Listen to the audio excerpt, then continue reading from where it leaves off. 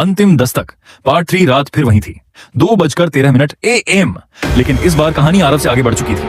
नया किराएदार आरव की मौत के ठीक 7 दिन बाद उसी घर में एक नया लड़का रहने आया। नाम था यार कबीर। मकान मालिक ने वही बात दोहराई, रात 2 बजे के बाद दरवाजा मत खोलना। कबीर मुस्कुराया, भैया भूत वूत पर भरोसा नहीं करता। पहली रात शांत रही, दूसरी रात भी, तीसरी रात। घड़ी ने 2:13 दिखाया और तभी खांसने की आवाज।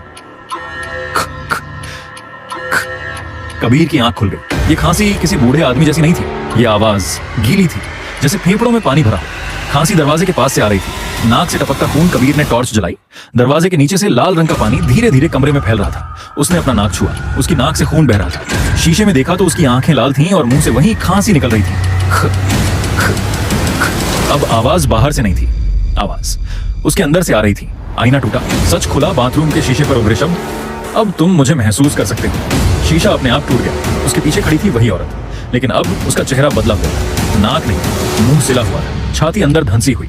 वह बोली नहीं, उसने खांसा और उसी पल कबीर के मुंह से काला खून निकल पड़ा। सच्चाई जो दबा दी गई थी उसकी आंखों के सामने दृश्य बदलने लगे। 20 साल पहले क्या, वही औरत गर्भवती, टीबी से पीड़ित, मदद मांगने आई थी। घर का दरवाजा नहीं खोला गया। वह दरवाजे के बाहर खांसती रही, खून बहाती रही, मरती रही और किसी ने दरवाजा नहीं खोला। अब नियम बदल चुका था। औरत ने पहली बार मुंह खोला।